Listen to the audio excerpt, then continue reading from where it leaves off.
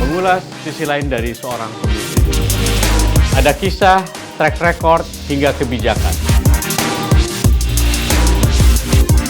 Kita akan menggali sosok profil narasumber di setiap episodenya.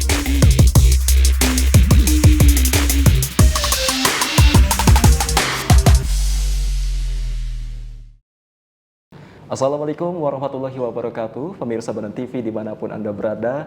Senang sekali tentunya saya Riki Rosadi dapat menyapa Anda dalam program Melekat Mengenal Lebih Dekat. Pemirsa Badan TV, kali ini di episode kali ini spesial. Hari ini kita kedatangan juga anggota Komisi 2 DPRD Provinsi Banten. Ini Ibu Uswatun Hasanah. Assalamualaikum Ibu. Waalaikumsalam warahmatullahi wabarakatuh. Gimana Bu kabarnya Bu? Alhamdulillah baik. Alhamdulillah. Tadi perjalanan menuju ke kantor kita di Banten TV bagaimana Bu? Perjalanan itu kurang lebih 1 jam. Alhamdulillah tidak macet. Dari mana Bu 1 jam? Dari Tangerang. Dari Tangerang, khusus spesial di episode kali ini. Spesial untuk episode ini aja. Datang ke sini ya 1 jam, luar biasa. Terima kasih sudah berkenan hadir. Ibu, sebelum kita bahas obrolan-obrolan kita lebih panjang gitu, ini kita pengen kenalan begitu. Pemirsa Banten TV di rumah mungkin penasaran. Jadi ada satu sosok cantik begitu kan, yang mengisi di Komisi 2 DPRD saat ini di DPRD Provinsi Banten gitu, Ibu Uswatun Hasanah. Ibu lahir di Serang, Banten. Lahir di Serang di situ. Di tanggal 10 Januari tahunnya tetetet. Jadi Ibu lahir di sini, besar di Serang juga. Besar di Serang. Jadi mulai dari TK, SD, SMP, lalu kuliah juga di IAIN Serang. IAIN Serang. IAIN Serang. Yang sekarang UIN Banten. Ya, UIN Banten. Berarti kita satu alma mater nih Bu. Oh, sama ya? Iya, soalnya saya juga di UIN Banten juga. Tahun berapa? Tahun ini Bu. Oh, baru tahun ini. Maksudnya saya masuk di tahun 2020. Oh iya. Tahun 2020, insya Allah tahun ini selesai. Ya, saya 98 keluar dari IAIN. Jadi 93, 97, 8. Kalau tahun 98 berarti masih Fakultas Syariah berarti? Fakultas Syariah mengambil pada saat itu jurusannya adalah jurusan perbandingan mazhab. Karena IAIN waktu itu kan cuma hanya satu fakultas aja, sedangkan jurusannya ada 3. Di tahun 98. Iya. Persis pada saat reformasi itu. Iya. Berarti saya masih menyusun skripsi.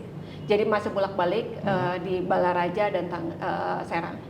Berarti bolak-balik Baraja Serang? Iya, untuk untuk menyusun skripsi itu. Iya. Bimbingan. Berarti Ibu juga aktif waktu tahun 98 itu kan masih semester akhir juga. Iya, aktif di Pergerakan Mahasiswa Islam Indonesia PMI. Oh, berarti waktu Ibu di IAIN itu juga ikut beberapa organisasi. Organisasi apa aja itu Bu? Kalau di jurusan ada namanya organisasi, saya lupa ya. Dulu waktu itu sih himpunan HMJ Perbandingan Mazhab. Himpunan mahasiswa pada saat jurusan. itu sebagai bendahara umum aja. Sebagai bendahara umum di HMJ Perbandingan Mazhab.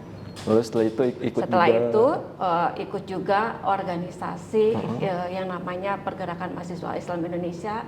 Setelah itu, selain itu saya juga mengajar. Dulu ada pada saat 98 banyak ya yang namanya pendidikan Rodotul Atfal. Kalau sekarang kan PAUD. Iya. Kalau dulu RA. Iya, jadi sambil kuliah, sambil sambil ngajar juga di RA. Pada saat itu ngambil sampingan juga, kerja juga di apotek. Jadi waktu itu zaman kuliah Bu, tahun 1998-an dulu. 98 ya. Ya waktu itu masih krisis moneter juga kan? Iya, krisis kondisinya. Jadi sambil kuliah. Setelah 98 krismon.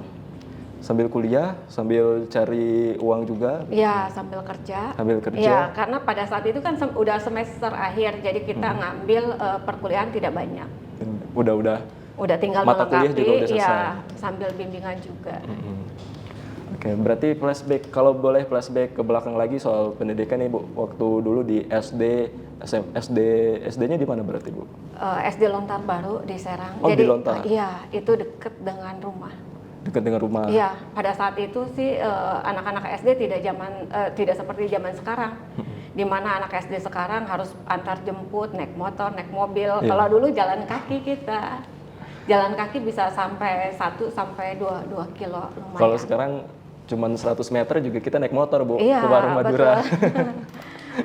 Berarti SD-nya dulu di Lontar, Di karena Lontar dekat sama- Baru, iya. Waktu SMP ke SMP di SMP 3 Lopang. SMP 3 Lopang. Iya, waktu SD itu sebetulnya ada pendidikan madrasah juga, jadi paginya sekolah Iya. SD biasa, lalu siangnya kita madrasah ibtidaiyah.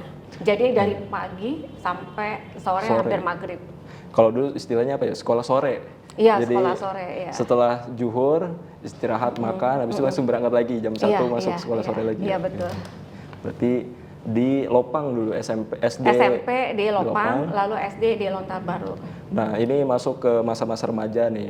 Di SMA biasanya yang paling indah kan masa-masa putih SMA. abu-abu. Iya. Iya. Di SMA-nya di mana nih? Bu? Kita penasaran juga nih. Kalau SMA sama seperti teman-teman yang lain mungkin mengalami karena pada saat itu kan di usia kita kan usia pancaroba, jadi masih mencari jati diri. Pada saat itu alhamdulillahnya dulu sedang tertariknya dengan pengajian. Kalau dulu kan ramai sedang pengajian tarbiyah segala macam. Lalu saya terjun ke situ ikut-ikut pengajian. Banyak juga yang hal-hal yang positif yang kita ambil. Oke, berarti sering Iya. ikut pengajian tarbiyah. Pengajian, iya. Gitu. Ini mungkin penasaran juga nih para pemirsa Baran TV, Bu. Kalau misalkan sebut Ibu Uswatun Hasanah, pasti juga teringat dengan politikus Banten yang sudah ulung, Pak suami Ibu sendiri, begitu kan? Nah, itu bagaimana pertemuan sampai akhirnya bisa berjodoh begitu? Oh iya. Pada saat itu sebetulnya saya pribadi tidak menyangka akan akan serius untuk menjalankan perkawinan. Dengan Pak Karena Ali Nurdin, ya? karena pada saat itu juga dikenalkan oleh sama-sama teman aktivis. Oh, Jadi sama-sama kan kalau aktivis. kita teman-teman aktivis suka berkumpul dan berdiskusi segala macam, kita tidak ada berpikiran hal yang aneh-aneh. Kita hanya fokusnya ke diskusi, lalu pergerakan organisasi dan kegiatan dan yang lain sebagainya. Tetapi dengan seiringnya waktu, begitu keluarga Bapak mengenal saya secara pribadi dari keluarga, ternyata setelah ditelusuri keluarga saya dengan keluarga Bapak itu Sudah saling mengenal? Sudah saling mengenal. Jadi Bapak almarhum mertua saya dengan kakek itu bersahabat. Bersahabat? Iya, bersahabat karena sama-sama pedagang emas. Sama-sama juragan emas. Pedagang, ya. Sudah sama-sama juragan emas, akhirnya udah Akhirnya kenal. begitu keluarga Bapak mengenal lebih jauh, akhirnya ya udah ini seriusin aja. Padahal di kita kan tidak ada tidak ada rencana gitu loh, rencana mau serius untuk ke jenjang yang lebih lanjut. Tiba-tiba serius? Tiba-tiba serius. Ini penasaran nih, modus awalnya gimana sih Pak Ali Nurdin? Tiba-tiba, ya kan Ibu juga kaget gitu kan. Jadi kita penasaran juga nih cara pendekatan beliau. Kalau keluarga kakek, kalau saya lebih didominasi sama kakek ya. Jadi segala sesuatu hal, segala keputusan ketika saya akan mengikuti organisasi pun itu harus seizin kakek. Lalu ketika saya menyusun skripsi pun saya meminta izin kepada kakek karena kakek merupakan salah satu tokoh agama dan tokoh masyarakat khususnya di wilayah Serang. Gitu ketika saya diminta oleh keluarganya Bapak, saya bukan izin kepada orang tua dulu, tetapi langsung ke kakek. Dulu. Iya. Satu hal yang selalu saya ingat karena kakek sering berpesan bahwa untuk mencari calon suami tidak usah yang berdasi, tidak usah yang pakai sepatu, cukup yang pakai sarung aja. Jadi kita berpikiran ini harus anak santri. Iya. Jadi saya bilang sama kakek ya, ini lulusan pesantren loh kayak, jadi tidak dites lagi untuk ngajinya dan yang lain sebagainya. Karena kakek untuk menyaring calon mantu atau cucunya, ketika ada calon mantu itu pasti yang diuji, coba ngaji dulu bisa nggak gitu. Pas dites Bisa. Ternyata alhamdulillah nggak dites karena nggak dites, melihat dari latar belakang si Bapak itu sendiri. Oh iya, dari Tebu Ireng, kata kakek, ya sudah. Karena lulusan Tebu Ireng langsung verified gitu. Verified. ACC Iya. gitu. Akhirnya berarti Ibu akhirnya melangsungkan pernikahan itu di kapan itu Bu? Di tahun berapa? Langsung, jadi kita tidak ada proses pacaran, taruh sebentar. Ta'aruf, langsung 1 izin. bulan langsung di ACC ya, karena kebetulan ibunya bapak itu udah cocok. Udah cocok. Ibu mertua, kata ibu mertua, ya udah nggak usah lama-lama. Kita coba challenge ya, pemirsa di rumah, ini Ibu Uswatun Hasanah ingat gak tanggal pernikahannya tuh kapan gitu? Ingat gak Bu? 17 September 98. 17 September 98. Iya. Nanti kita coba cross check ya. 97 maaf ya. 97. 97. Nanti kita coba tanya ke Pak Ali Nurdin. Ya? Iya. Berarti akhirnya melangsungkan pernikahan, terus Ibu juga berarti menjadi sosok penting juga dong untuk Pak Ali Nurdin juga masuk ke dunia politik. Itu pas awal-awal gimana itu bisa diceritain nggak? Kalau dunia politik, Pak Ali lebih terjun dulu di dunia politik. Jadi ketika mengenal di tahun 97, Pak Ali ini sudah berkecimpung dan juga sudah aktif di organisasi partainya itu namanya megang PAC P3. Dan pada saat itu juga pernah mencalonkan diri sebagai calon anggota legislatif dari P3 karena waktu itu kan nomor urut, bukan suara terbanyak, tidak seperti sekarang pemilunya. Kalau dulu sesuai nomor urutnya ya? Iya, nomor urut, karena pada saat itu Pak Ali nomor urutnya kalau tidak salah ke-4 atau ke-5. Jadi tidak lolos karena pada saat itu yang lolos menjadi anggota Dewan di tahun 97 itu dari nomor urut 1 sampai dengan nomor urut 3. Yang lolos nomor urut Cuma beda 1, 2, 3. berarti? Beda 1? Iya, kalau nggak salah si Pak Ali itu nomor 4 atau nomor 5.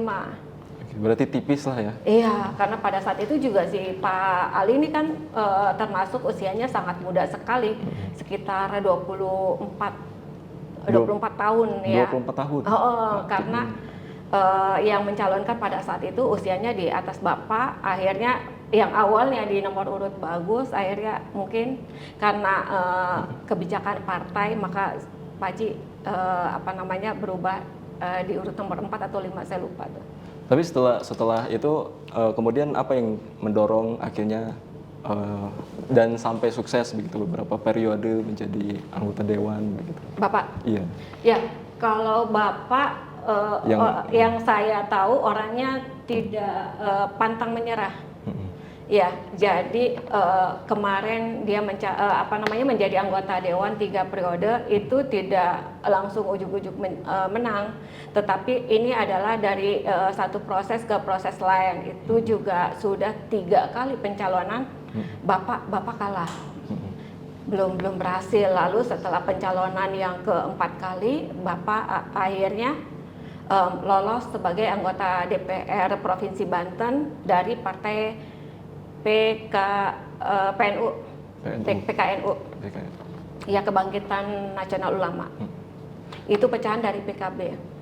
Jadi 3 kali gagal, yang 3 keempat kali kali gagal, yang alhamdulillah. keempat kali coba akhirnya lolos. Lalu yang ke 5 kali Bapak mencalonkan sebagai anggota DPR Provinsi Banten untuk Nasdem dapat, lalu Nasdem dapat lagi. Lalu yang terakhir ini kemarin 2024 belum berhasil.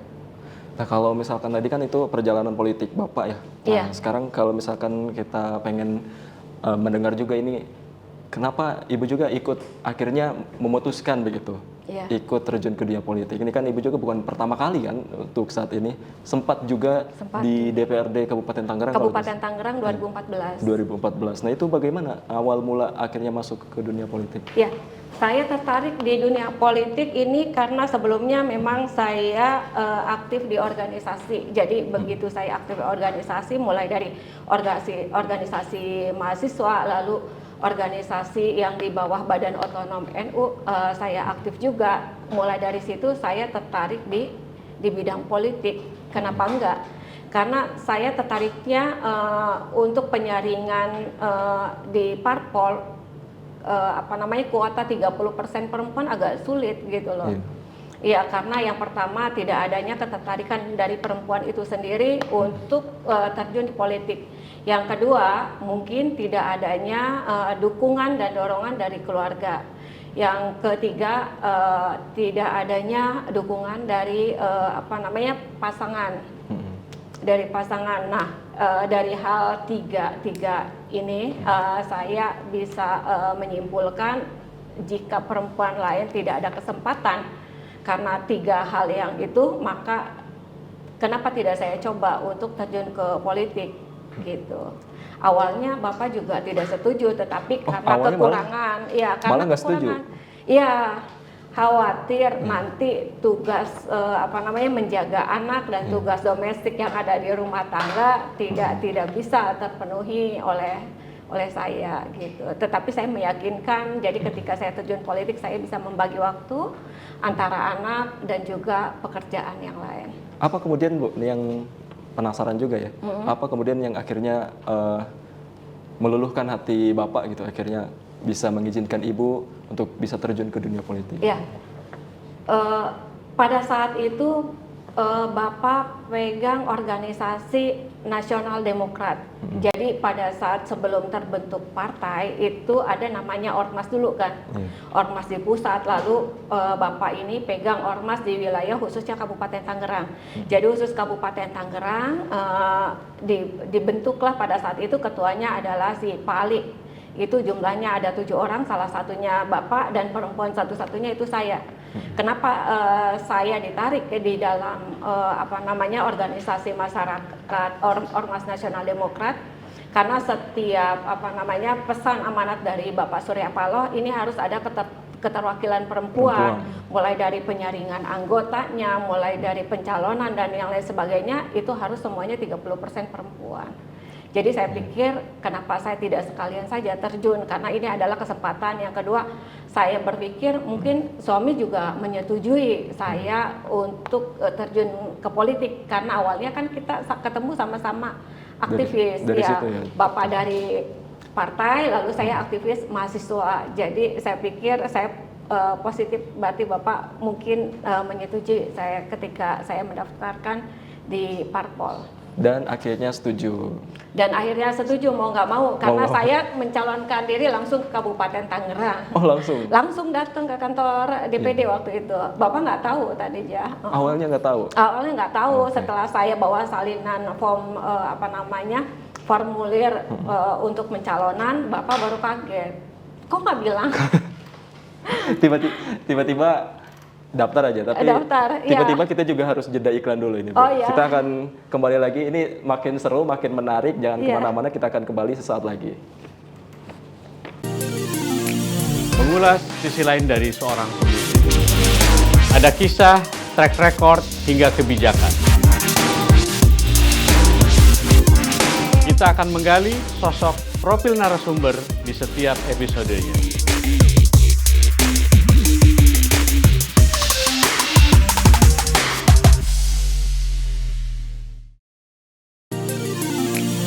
Mengulas sisi lain dari seorang pemimpin. Ada kisah, track record, hingga kebijakan.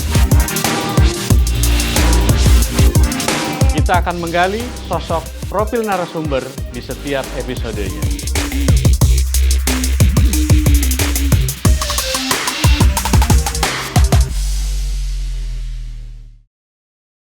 Terima kasih pemirsa, Anda masih menyaksikan Melekat, mengenal lebih dekat. Kali ini bersama dengan Ibu Uswatun Hasanah. Ibu tadi melanjut tadi Bu, sempat seru juga ya. Tiba-tiba daftar.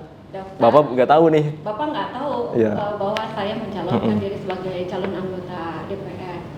Karena pada saat itu saya langsung datang menghadap kepada ketua DPD-nya. Pada saat itu juga ketua DPD wawancara kan. Karena setiap penyaringan calon anggota legislatif di Nasdem itu ada proses yang namanya wawancara. Ditanya keseriusannya untuk pencalonan itu sampai sejauh mana sih. Ketika ketua DPD menanyakan mau dapil mana Bu, karena untuk Kabupaten Tangerang ini ada 6 dapil gitu. Saya bingung karena untuk itu kan karena baru pertama kalinya terjun di politik yang namanya daerah pemilihan, saya nggak tahu gitu. Ini ada 6, Ibu silakan pilih mau yang 1, 2, 3, 4, 5, 6. Pusing juga tuh. Ya pusing ada juga 6 ya. karena posisinya pada saat itu saya banyak berkecimpung, banyak teman juga di wilayah dapil 5 pada saat itu. Saya inginnya di dapil 5, cuma kata ketua DPD, Ibu lebih baik jangan di 5. mending ibu ambil dapil 2 aja. Kalau dapil 2 kan bapak juga nanti pastinya ngambil di dapil, waktu itu namanya dapil B ya. Kalau dapil B itu wilayahnya wilayah dapil 1, dapil 2, dapil 3 dan dapil 4 pada saat itu. Ibu ngambil dapil 2 aja, kata ketua DPD. Akhirnya saya nurut. Nurut karena tidak tahu harus ikut-ikut aja. Iya, ya Pak Ketua nggak apa-apa dapil 2. Ya udah dapil 2 ya, saya catat, kata ketua DPD. Setelah itu saya pulang, akhirnya Bapak melihat ini apa nih? Oh ya, pencalonan. Kaget dia. Kaget. Ini dapil mana? Dapil 2. Lo kok dapil 2 gitu? Iya, katanya biar sama-sama sama Abang. Sama-sama dapil 2. Iya, dia diam. Saya juga nggak tahu. Kalau dapil 2 pada saat itu ada 8 kecamatan, yaitu Kecamatan Mekar Baru, Kronjo, Mauk, Sukadiri, lalu Gunung Kaler, Kresek, satu lagi apa ya? Saya lupa tuh, Sukamulya. Iya, itu ada 8 kecamatan. Gitu. Jadi sama-sama dari dapil yang sama. Ya, jadi Bapak ngambil provinsi, saya ngambil di kabupaten, jadi kita tandeman. Jadi ketika Bapak turun ke masyarakat, saya ikut juga terjun. Itu tahun berapa, Bu? Kalau tahu. Tahun 2014 ya, 2013. 2013. Pada saat itu juga sebetulnya saya sedang menempuh pendidikan di S2. Pendidikan S2 di? S2 di Undip Notaris.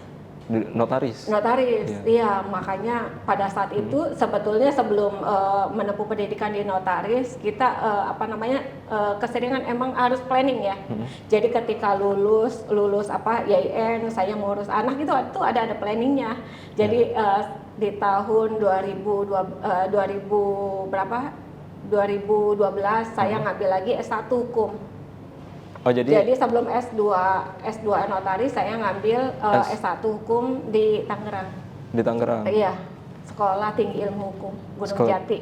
Di Gunung Jati. Iya, di Gunung Jati. Berarti Bu, gelar S1-nya ada 2 berarti. Ada 2, sarjana agama dan sarjana hukum. Sarjana hukum. Iya. Lanjut lagi ke kenotariatan. Iya, kenotariatan di Ponegoro, Semarang. Iya. Saya terjun pada saat itu planningnya ingin menjadi notaris kan, karena Bapak mengizinkan hanya profesi itu aja. Notaris, tidak terjun di politik. Tapi 2013, 2014 bahkan jadi. Itu gimana itu bisa diceritain nggak pas 2014 akhirnya bisa pertama kali menginjakan dunia politik dan jadi anggota dewan? Iya. Itu bagi saya dunia baru tetapi cukup sangat menyenangkan karena di DPRD itu selain tugas kita 3 itu legislasi, pengawasan dan penganggaran, di situ juga kita banyak menimba ilmu dari kabupaten kota yang lainnya gitu. Jadi setiap rapat saya mungkin membaca dulu kajian dan yang lain sebagainya. Tapi waktu itu di tahun 2014 itu ada misi nggak dari Ibu? Ini saya pengen merubah ini, ada motivasi terbesar kayaknya. Motivasi terbesar yaitu saya menjalankan saja tugas sebagai anggota DPRD. Jadi ketika kita mengoptimalkan kita sebagai anggota DPRD itu banyak hal yang bisa merubah untuk kebaikan semuanya. Ya, dari 2014 sampai 2019 mencalonkan. 2019 saya mencoba mencalonkan diri tetapi gagal karena pada saat itu di 2014-2019 saya sebagai anggota DPRD Kabupaten Tangerang, lalu di 2019 saya mencoba mencalonkan di Provinsi Banten. Di provinsi karena Bapak Bapak minta agar untuk pencalonan sama-sama di provinsi biar bareng-bareng. Terus ya. Tetapi pada saat itu gagal. Berarti 2014 bareng nih di kabupaten? Enggak, kalau Bapak tetap di provinsi. Provinsi ya. Kalau Ibu di kabupaten. Di Kabupaten Tangerang. Terus tahun periode berikutnya naik ke provinsi. Masih belum rezeki. Dan akhirnya di periode selanjutnya 2024 tahun ini. Ya. Alhamdulillah. Kalau untuk di periode 2024 ini kemarin untuk provinsi Kabupaten Tangerang itu ada 3 dapil, dapil A, dapil B dan dapil C. Di 2019 kan dapilnya hanya 2 nih Kabupaten Tangerang, dapil A dan dapil B. Itu jumlah kursinya di dapil saya nih waktu itu ada 10 kursi. Udah 10 tetap kursi. 10 kursi nih yang naik, tetapi saya di urutan ke-13. Tetapi ketika Ada saya 3. mencalonkan di 2024 ini ada 8 kursi. Saya juga pesimis, ini kira-kira dapat nggak sih? Karena di 2019 aja yang 10 kursi saya tidak dapat gitu. Oke.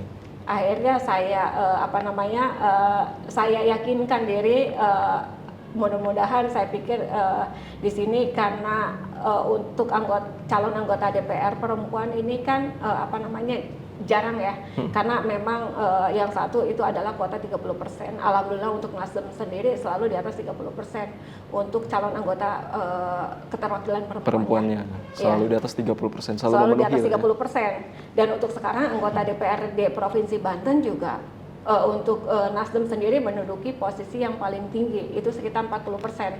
Terbanyak berarti? Terbanyak, iya, karena jumlah keseluruhannya kan ada sekitar 100 anggota DPRD itu. Untuk Nasdem sendiri itu bisa mencukupi satu fraksi. Itu jumlah anggota DPRD-nya ada 10 anggota dewan dan 4-nya diantaranya perempuan. Perempuan, baik.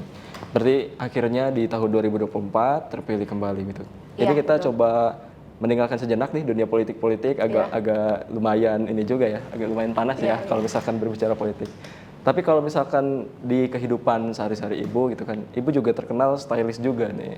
Masa? Iya, kalau pemirsa lihat di sini stylish tapi tetap ada etnik ataupun budaya-budaya tetap dibawa gitu. Ini bisa dijelaskan Ibu nih, batik yang Ibu pakai sekarang ataupun ya. Saya ini adalah batik Banten. Itu Saya, batik batik Banten. Banten, iya asli Banten. Saya mencintai batik. Kebanyakan emang baju saya kebanyakan baju batik karena baju batik kan mewakili kedaerahan. Ketika saya memakai baju, misalkan memakai baju daerah kabupaten kota lain, ada rasa malu pada diri sendiri. Karena kita kan orang Banten ya, punya ciri khas sendiri, kita harus mencintai budaya kita sendiri. Mudah-mudahan nanti juga bisa mengajak teman-teman masyarakat Banten bisa mencintai budayanya, karena kita kaya akan budaya di sini. Berarti Ibu sehari-hari sering pakai baju batik Banten tuh Bu ya? Kadang-kadang sih. Atau ya, acara-acara. tapi kebanyakan emang Banten. Kebanyakan batik Banten. Cuma mudah-mudahan di Banten sini batik Banten bisa dari segi harga, dari segi pemasaran bisa bersaing dengan kabupaten dan kota yang lain. Saya pikir ini adalah punya potensi yang sangat besar untuk membesarkan kebudayaan Banten. Iya. Kalau pandangan Ibu sendiri nih, ini kita bicara soal batik Banten gitu. Kalau pandangan Ibu sejauh ini perkembangan batik Banten sampai saat ini kan era digitalisasi segala macam, itu bagaimana Bu kalau menurut Ibu? Kalau untuk saat ini belum cukup walaupun banyak yang tahu tentang batik Banten, tetapi mungkin maaf ini ya untuk pengusaha batik. Karena mungkin dari segi harga dari segi harga tidak bisa bersaing dengan kabupaten kota yang lain.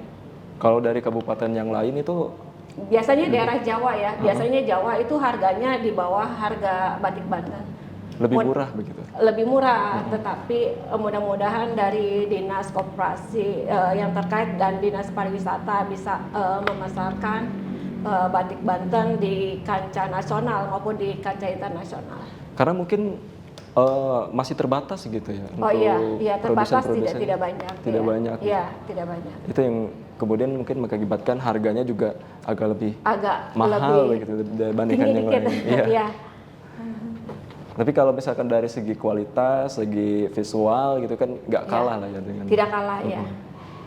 Tapi kedepannya nanti bakal ada rencana nggak kedepannya kalau misalkan Ibu juga kan pecinta batik Banten nih, bakal ada rencana nanti ke depan untuk seperti apa gitu? Ada rencana-rencana lain? Mungkin nanti karena kita kan Komisi 2 ya, bisa nanti bekerja sama dengan Dinas Koperasi dengan mengembangkan atau membentuk UMKM yang khususnya nanti akan bekerja sama juga dengan Dinas Pariwisata untuk memasarkan dan mendistribusikan batik Banten dan budaya Banten yang lainnya. Jadi ingin nanti bakal ada kerjasama dengan pihak-pihak terkait terkait perkembangan ini. Karena ya saya juga Gen Z gitu kan, Iya. sering pakai batik, tapi emang kita nggak tahu tuh saya pakai batiknya batik apa gitu Iya, kan. harus batik Banten. Ya, padahal di Banten sendiri punya Punya batik batik Banten. Banten, Harusnya itu yang dikenalkan lah, edukasi kepada masyarakat, iya. khususnya anak-anak muda juga. Iya, saya berharap seperti batik Cirebon, saudara kita kan. Cirebon kan saudara nama kita ya. Ya, deketan. Banyak warga Cirebon yang apa namanya, yang seringnya memakai batik Cirebon. Kita juga punya historis juga kan dengan Cirebon. Iya. Jadi nggak kalah apa ya, maksudnya masih satu budaya lah, masih satu budaya juga, satu keluarga juga. Satu keluarga. Iya. Oke Bu, ini selanjutnya juga kalau misalkan berkaitan tadi singgung anak muda, Iya. nah tahun ini juga Ibu bareng lagi nih sama anak. Ini gimana ceritanya anak sama Ibu bisa melenggang dua-duanya gitu, itu gimana Di DPRD, ceritanya? iya. Kalau anak sendiri sebelumnya tidak tertarik di dunia politik karena planningnya memang kan pada saat itu mau terjun di bidang notaris. Kemarin juga anak pada saat pencalonan itu juga sambil mengambil pendidikan S2 di Undip. Sama Jadi, juga iya. satu alma mater ya.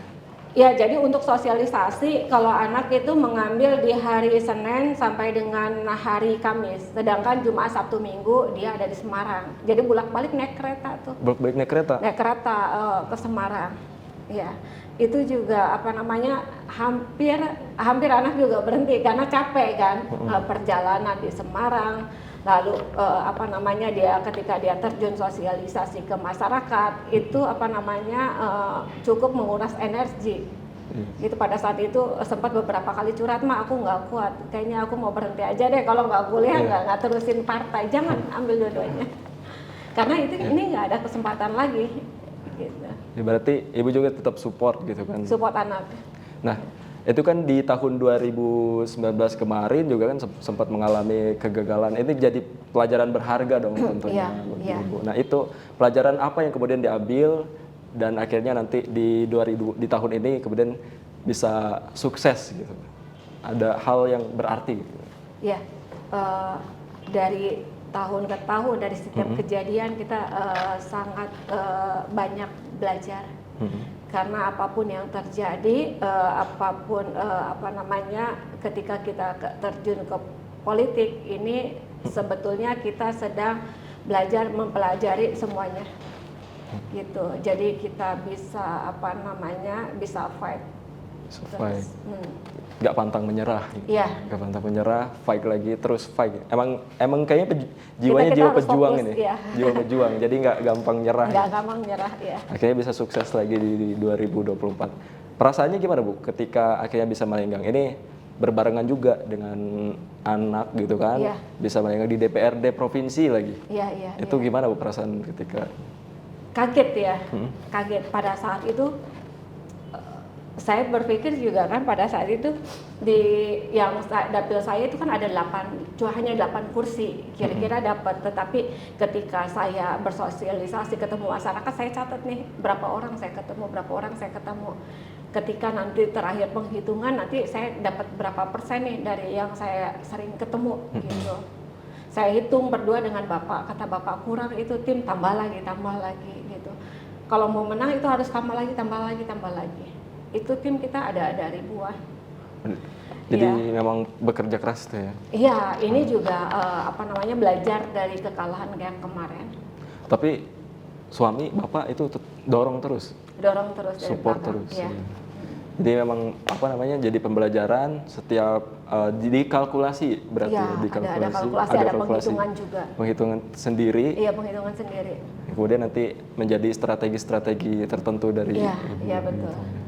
Oke, mungkin selanjutnya Ibu, ini ingin saya tanyakan juga, ini sekarang kan sudah masuk di Komisi 2 DPRD Banten, nanti ini kan baru dilantik kemarin, September kemarin. Nah, langkah apa yang kemudian bakal Ibu lakukan setelah sekarang ini sudah menjadi DPRD? Langkah saya tidak jauh dari bidang saya. Jadi untuk Komisi 2 adalah bidangnya perekonomian, yang mana bidang perekonomian ini mitranya dengan Dinas Pertanian, lalu Perikanan, Kelautan, lalu Kehutanan, lalu juga Koperasi UMKM. saya lihat bidang ini adalah bidang yang cukup sangat menarik bagi saya karena saya di saya dapil C ya, dapil C khususnya wilayah Curug, Cikupa, Legok Kelapa II, Pagedangan itu untuk wilayah pertanian itu hampir-hampir tidak ada. Mungkin yang masih ada wilayah Cisauk. Cisauk masih ada, tetapi ketika saya diberikan mandatori oleh partai untuk saya bisa menduduki di Komisi 2 bidang pertanian, saya mengikuti dan patuh. Di situ ada tantangan tersendiri bagi saya karena untuk saya rasa bagaimana saya bisa bermanfaat bagi masyarakat.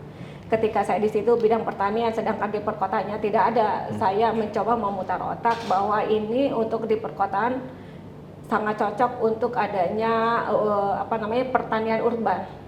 Jadi tidak memerlukan tanah yang cukup luas, tetapi di sini bisa mengembangkan. Mudah-mudahan dengan hadirnya saya di sini, saya bisa membantu masyarakat juga, bisa mensosialisasikan juga urban farming dengan bekerja sama dengan Dinas Pertanian. Oke, Dinas Pertanian. Ini juga kan dari Presiden Prabowo juga Presiden terpilih itu ada misi swasembada pangan. Itu bagaimana kolaborasi yang akan dilakukan? Saya sangat senang sekali dengan terpilihnya Pak Presiden Prabowo dengan membawa misi dengan swasembada pangan. Karena kalau kita lihat di Banten ini sendiri kan nomor urut 8 nih pemasok pangan terbesar di Indonesia. Saya berharap untuk Banten bisa mempertahankan khususnya area pertaniannya, karena untuk kabupaten kota yang lain itu banyak tanah-tanah pertanian yang sudah dilepaskan dijual oleh pihak-pihak pengembang. Saya berharap di sini petani-petani ini tidak tergiur untuk menjual area pertanahan, karena dari pemerintah pusat juga berharap banyak dari Provinsi Banten ini yang mendapat urutan 8 besar nih pemasok pangan. Mudah-mudahan ini dari Banten bisa berkontribusi lebih banyak tentunya. Lebih banyak untuk pusat, dan saya harap dari pemerintah pusat juga bisa mendengar daripada petani-petani ini untuk memberikan bantuan-bantuan seperti Alsintan, alat mesin pertanian juga kepada petani-petani. Oke, baik. Kayaknya nggak kerasa nih Bu, kita sudah ngobrol-ngobrol nih bareng pemirsa di rumah. Ini sudah setengah jam Bu, udah nggak kerasa. Mungkin terakhir Bu, ada yang ingin disampaikan ke para pemirsa Banten TV di rumah? Untuk pemirsa Banten TV di rumah, salam kenal. Mungkin ini adalah saya sebagai anggota DPRD, sedikit bantunya, jangan sungkan untuk untuk menyampaikan keluhan, karena untuk di Nasdem itu ada sudah pengaduan hotline-nya sendiri. Udah ada hotline-nya? Iya. Tinggal nanti lapor. silakan langsung add Instagram kita. Oke, baik. Terima kasih Ibu sudah hadir di tempat kita, sudah ngobrol-ngobrol juga, kita juga sudah kenalan lebih jauh. Gitu. Mungkin itu saja pemirsa perbincangan kita pada kesempatan kali ini di Melekat Mengenal Lebih Dekat bareng Ibu Uswatun Hasanah. Terima kasih, saya Riki Rosadi pamit undur diri, sampai jumpa. Wassalamualaikum warahmatullahi wabarakatuh.